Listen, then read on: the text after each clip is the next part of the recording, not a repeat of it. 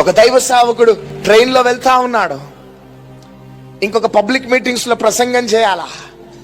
ట్రైన్లో వెళ్తా ఉన్నాడు. బ్యాగ్ తీసి ఒక వ్యక్తి కూర్చునే స్థలంలో పెట్టినాడు.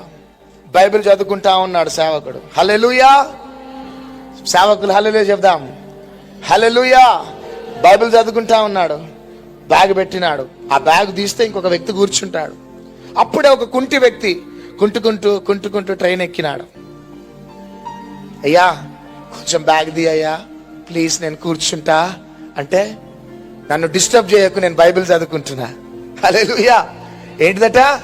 నన్ను డిస్టర్బ్ చేయకు, నేను బైబిల్ చదువుకుంటున్నా, పోడు అన్నాడు.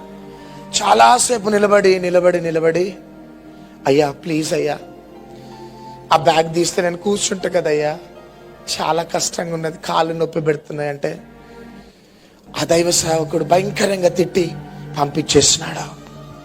కానీ స్టేషన్ రాగానే ఈ దైవ సేవకుడు ట్రైన్ దిగుతా ఉంటే అందరు వచ్చి షాలుతో సన్మానం చేసి ఏసీ కారులోకి తీసుకొని వెళ్ళిపోయినారు. చప్పట్లు కొట్టండి.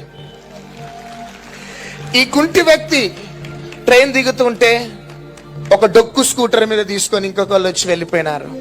హల్లెలూయా. స్టేజ్ మీద నిలబడ్డాడు రాత్రి పబ్లిక్ మీటింగ్స్ లో. Hello, praise the Lord, mic check అని ఒక్కసారి ఇట్లా చూసిండు అంతే. ఎవరున్నారు ఆ సౌండ్ సిస్టమ్ దగ్గర? ఎవరున్నారు? ఆ కుంటి వ్యక్తి ఆపరేట్ చేస్తా ఉన్నాడు. చెప్పట్లు. ఎప్పుడైతే ఆ వ్యక్తిని చూసినాడో కాళ్ళు చేతులు వణికిపోతున్నాయి పాస్టర్ గారికి. ఆ యవనస్తుడు అంటున్నాడు, పాస్టర్ గారు ఏమైనా సౌండ్ పెట్టాలా, ఏమైనా ఎక్కువ పెట్టాలా అంటున్నాడు. ఇంకెక్కడ ఎక్కువ ఇక. హల్లెలూయా. భయం వణికిపోతా ఉన్నాడు. ఆ యవనస్తుని చూసి ఏడ్చేస్తున్నాడు ఆ దైవ సేవకుడు. ఏం చెప్తాడండి వర్తమానం?